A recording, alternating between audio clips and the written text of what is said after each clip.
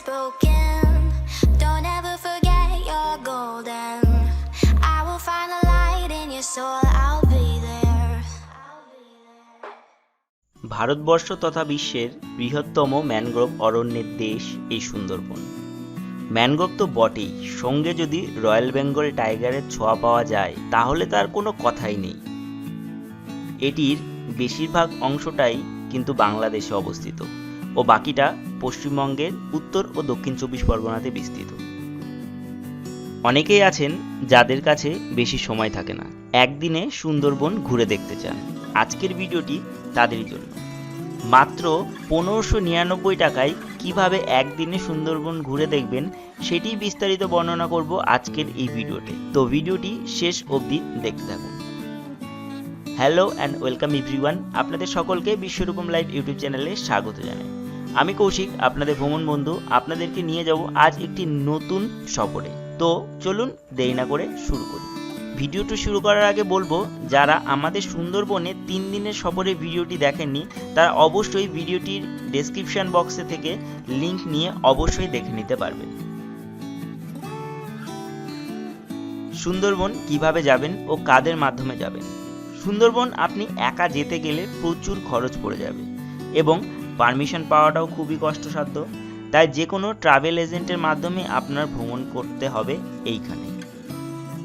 আমরা যে ট্রাভেল এজেন্টের মাধ্যমে গিয়েছিলাম সেটি হলো ট্রাভেলস ডেস্টিনেশন সুন্দরবন। এনারা খুব সুন্দরভাবে আমাদের ট্যুর করিয়েছিলেন।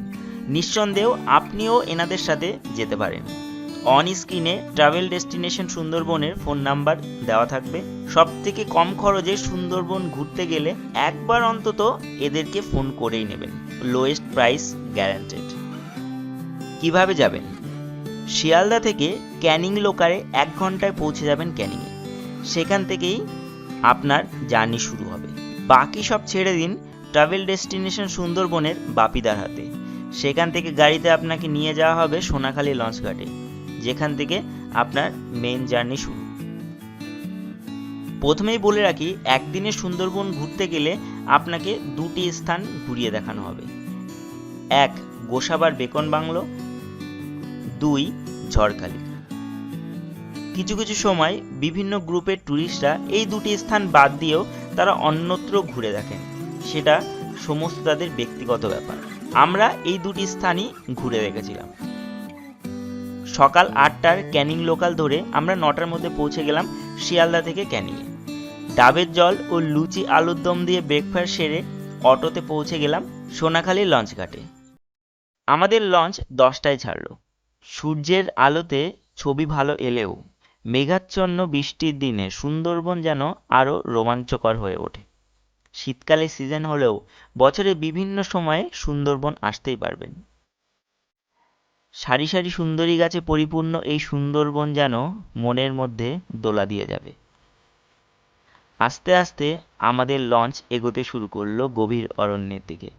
বাইরে কুয়াশায় আর কিছু দেখা যাচ্ছিল না বলে আমি লঞ্চের ভেতরটা একটু ঘুরে দেখলাম। সুন্দর পরিষ্কার পরিচ্ছন্ন বাথরুম, সঙ্গে মিষ্টি জল, শোবার জায়গা ইত্যাদি ইত্যাদি মন কেড়ে নিল। মনে হচ্ছিল আরও একদিন থেকেই যায়। কথাস্বরূপ দুপুর 12টার দিকে আমাদের লাঞ্চ রেডি হয়ে গেল। ভাত, ডাল, আলু ভাজা, সবজি, মাছ, চাটনি, পাঁপড় ভাজা ইত্যাদি দিয়ে আমরা ভুরিভোজ করে নিলাম। 1টা নাগাদ আমরা পৌঁছে গেলাম আমাদের ডেস্টিনেশন ঝড়খালিতে। Everyone, welcome to Bishwarupam live. বিশ্বরূপম লাইভে আপনাদের সকলকে স্বাগত জানাই। আমি কৌশিক, আপনাদের ভ্রমণ বন্ধু। আজকে নিয়ে চলে এসেছি আপনাদেরকে সুন্দরবন ভ্রমণ করব। আজকে আমরা এখন আছি ঝড়খালিতে। তো ঝড়খালির ভিডিওটা আপনারা দেখুন। ভিডিওটি শেষ অবধি দেখলে অনেক কিছু জানতে পারবেন এবং খুব হেল্পফুল হবে আপনার ভ্রমণটা। তো অবশ্যই বলবো ভিডিওটি শেষ অবধি দেখতে থাকুন। আর চলুন তাহলে শুরু করা যাক। ঝড়খালিতে প্রবেশ করতেই প্রথমেই চোখে পড়বে একটি মেলা বা বাজার, যেখান থেকে কদবেল মাখা খেতে খেতে আমরা এগিয়ে গেলাম সুন্দরী গড়ান গেউয়া গাছের মাঝখান দিয়ে ঝড়খালি টাইগার রেস্কিউ সেন্টারের দিকে। 30 টাকা এন্ট্রি ফি দিয়ে আমরা ভেতরে প্রবেশ করলাম। প্রথমেই চোখে পড়ল বাটারফ্লাই গার্ডেন, যেখানে আপনারা দেখতে পাবেন সুন্দর ফুল গাছে চারিদিকে পরিপূর্ণ, সঙ্গে প্রজাপতির ঝাঁক।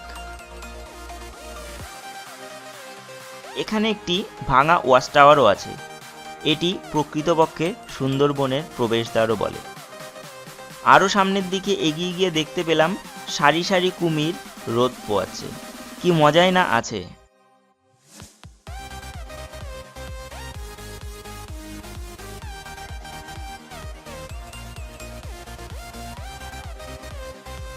সুন্দরবনে জঙ্গলে যদি বাঘ দেখতে না পান, তার গ্লানি এখানেই মিটে যাবে, কারণ এখানে খাঁচাবন্দি করা আছে দুটি রয়্যাল বেঙ্গল টাইগার। কত শান্তভাবে যেন শুয়ে আছে।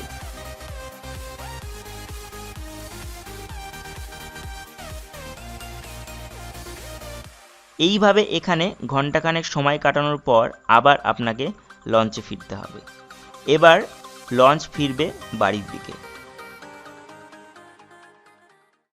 সুন্দরবন মানে আমাদের একটাই ধারণা, রয়্যাল বেঙ্গল টাইগার, কিন্তু না, এটা আরও অনেক কিছু। ছোট ছোট নদী একে অপরের সাথে মিলেছে, চারিপাশ দিয়ে ম্যানগ্রোভ, আর সেই নদীর মাঝ বরাবর আপনার লঞ্চ। সিনেমায় যেমন দেখেন ঠিক তেমনই গভীর অরণ্য, নিজের চোখে দর্শনে যেন আরও গভীর। বন্যজন্তু যখন তখন আক্রমণ করতে পারে, এটা ভেবেই যেন গায়ে শিহরণ জেগে ওঠে। এই সমস্ত ভাবতে ভাবতেই ফিরতে শুরু করলাম। পথে অবশ্য নদীর পাড়ে অনেক কিছুই দেখতে পেলাম, যেমন বানর, কুমির, বুনো শুয়োর, সারস পাখি, আর সেই বহু পরিচিত পায়ের ছাপ। কি রয়্যাল বেঙ্গল টাইগার নদী পার হয়েছে গতকাল রাতে, আমরা এটি সচক্ষে দর্শন করলাম। এইভাবে ধীরে ধীরে আমরা এগোতে শুরু করলাম গোসাবার বেকন বাংলোর দিকে। কাঠের তৈরি এই বাংলোটি ভগ্নপ্রায়। শোনা যায় রবীন্দ্রনাথ এখানে দু একবার এসে কিছুদিন ছিলেন, তাই রবীন্দ্রনাথের স্মৃতি উদ্দেশ্যে এটি সংরক্ষণ করে রাখা হয়েছে।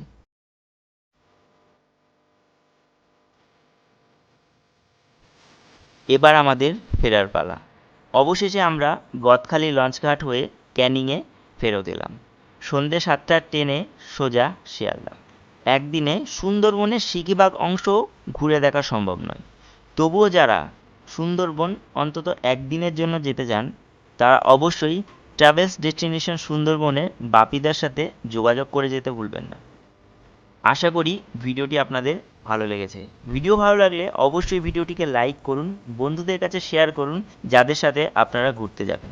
চ্যানেলে নতুন হয়ে থাকলে অবশ্যই চ্যানেলটি সাবস্ক্রাইব করে রাখতে ভুলবেন না। আজকের জন্য ভিডিওটি আমাদের এই পর্যন্তই। ততক্ষণ আমাদের অন্যান্য ভিডিওগুলি দেখতে থাকুন। ভালো থাকুন, সুস্থ থাকুন, ঘুরতে থাকুন, বিন্দাস থাকুন।